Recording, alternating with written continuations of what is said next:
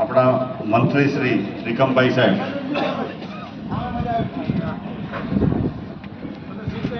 આજે પધાર્યા છે, તો હું એમનું સ્વાગત કરું. અને કોટડાના છે, કોટડા ગામ ઉગમણા ગામની અંદર ઉપસરપંચ શ્રી છે અને મૃદુભાષી છે. આપણે બહુ જ ઉપયોગી થશે એવી હું આપને ખાતરી આપું. સાથે જ આપણા માતા કી જય, ભારત માતા કી જય. આજે આપણા કેરા ગામની અંદર ચૂંટણીના પ્રચાર અર્થે RSS ચોકમાં તાલુકા અને જિલ્લાની ચૂંટણીમાં પધારેલા આપણા આ વિસ્તારના ધારાસભ્ય અને મંત્રી શ્રી ત્રિકમભાઈ છાંગા, હરિભાઈ જાટિયા, પ્રવીણભાઈ બળદિયાના સરપંચ, આ કેરા કુંદનપરના સરપંચ મદનગીરીજી, લઘુમતી સમાજના મોહમ્મદશાહભાઈ, બંને ઉમેદવારો રાજેશભાઈ ચાવડા, કમલેશભાઈ, HJDના જગદીશભાઈ હાલાઈ, તેમજ સૌ જ્ઞાતિના અગ્રણીઓ, ગજોડ ચુંદડીના સરપંચશ્રી, કોટડાના સરપંચશ્રી, આ ગામમાં આજે જ્યારે આ જાહેર સભા યોજાઈ છે ત્યારે આખા ગામ વતી, બંને ઉમેદવારો વતી હું આપ સૌનું હૃદયપૂર્વક સ્વાગત કરું છું. સાહેબનું સન્માન થાય, આપણે તાળીઓથી વધાવી લઈએ. હવે સાહેબશ્રીનું સન્માન કરશે, ઝડપ રાખજો થોડીક. દરજી અને સોની સમાજ વતી ભાઈ કોઈ પણ આવ્યા હોય તો સાહેબશ્રીનું સન્માન કરશે. ગોસ્વામી સમાજ વતી સન્માન કરશે. હા, લતુભાઈ, વિજયભાઈ.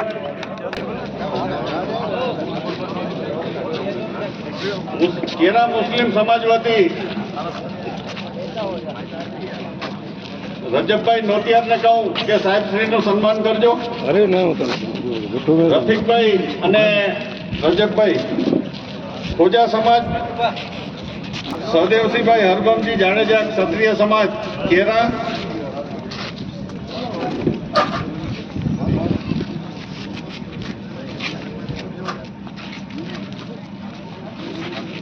કેરા મુસ્લિમ સમાજ વતી ઇબલા મીઠું સાહેબનું સન્માન કરશે.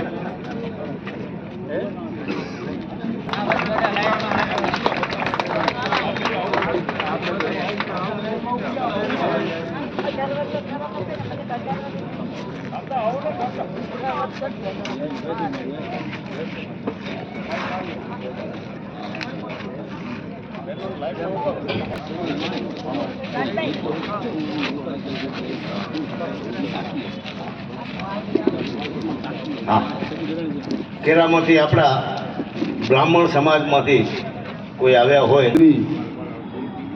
તાલુકા પંચાયત, જિલ્લા પંચાયત, નગરપાલિકા અને મહાનગરપાલિકાના ચૂંટણી પર્વની અંદર કચ્છની અંદર જિલ્લા પંચાયત કેરા સીટ અને પણ એક આમ જનતાની જેમ લોકો વચ્ચે રહેનાર અને લોકો સાથે ભળનાર એવા ગુજરાત રાજ્યના માનનીય શિક્ષણ મંત્રી અને આ વિસ્તારના ધારાસભ્ય આદરણીય ત્રિકમ સાહેબ, જિલ્લા પંચાયતના પ્રભારી શ્રી, જિલ્લા પંચાયતના ઉમેદવાર, તાલુકા પંચાયતના ઉમેદવાર, મંડળના મહામંત્રી શ્રી. જય શ્રી સ્વામિનારાયણ. આગામી તાલુકા પંચાયત અને જિલ્લા પંચાયતની સ્થાનિક સ્વરાજ્યની ચૂંટણી સંદર્ભે હું આને ચૂંટણી સભા નહીં કહું, પરંતુ એક પરિવારનું મિલન છે અને મિલનમાં કોઈ એક વ્યક્તિ કે એને બાકીના સાંભળે કરી કે લોકશાહીનો પર્વ છે, પર્વ આપણે સૌએ ઉજવવો જોઈએ. ખૂબ ભારી સંખ્યામાં મતદાન કરીને સમયની માંગ પ્રમાણે, સમયની જરૂરિયાત પ્રમાણે અને દેશના, કારણ કે એને ખબર છે કે લગ્ન છે એટલે આવશે જ આપણી પાસે, ક્યાં જશે, એટલે રીસાય, એને ખબર છે મનાવવા જશે એટલે. સાહેબ, આવું સામાન્ય રીતે જોઈએ છીએ. રીસાવાનો આ જ સમય છે, નારાજ થવાનો આ જ સમય છે, પક્ષ મૂકી જવાનો આ જ સમય છે. અને જો મૂકી જવું હતું તો જોડાયા શેના માટે હતા? આજ દિવસ સુધી આ પક્ષ તમને અતિ ઉત્તમ લાગતો હતો. આજે એક જ દિવસમાં માત્ર ને માત્ર ટિકિટ નથી મળી એટલે એ પક્ષ ખરાબ થઈ ગયો. તમે જે પક્ષમાં જોડાયા છો એ પક્ષના પૂર્વજોએ અને વર્તમાન લોકોએ આ દેશને કેટલું નુકસાન કર્યું છે સાહેબ, એનો ભરપાઈ હજી નથી.